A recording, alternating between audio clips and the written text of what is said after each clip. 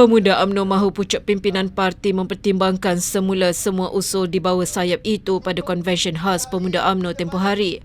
Ketua Pemuda UMNO Dato' Dr. Muhammad Akmal Saleh berkata, ini kerana usul diputuskan itu adalah kehendak sebenar yang dimahukan oleh akar umbi Parti dan Rakyat. Kita minta agar semua usul daripada konvensyen khas itu dipertimbangkan semula.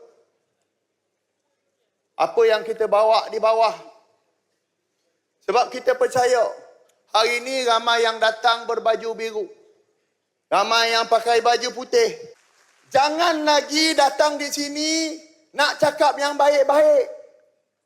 Kadang-kadang saya nak bagi tahu, ubat tu memang pahit. Tetapi ubat itulah yang akan mengubati luka kita. Kadang-kadang saya nak bagi tahu, ubat tu memang pahit. Tetapi ubat itulah yang akan mengubati luka kita.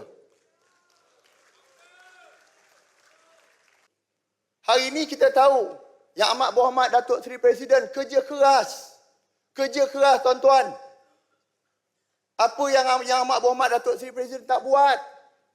Hari ini kita ada ketua menteri, menteri besar, menteri-menteri, timbalan menteri. Semua kerja keras. Tapi hakikatnya dekat bawah, adakah kerja keras mereka ni rakyat dirasa? Saya nak tanya, adakah rakyat dirasa di bawah? Apa yang mereka cakap dekat bawah?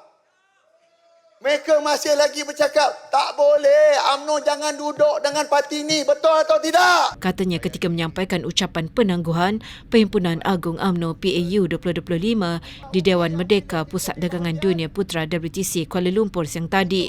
Selain menuntut muafakat nasional dihidupkan kembali, Konvensyen Khas Pemuda juga mahukan supaya UMNO dan Barisan Nasional BN menarik diri dari Kerajaan Perpaduan serta membina kerjasama dengan PAS.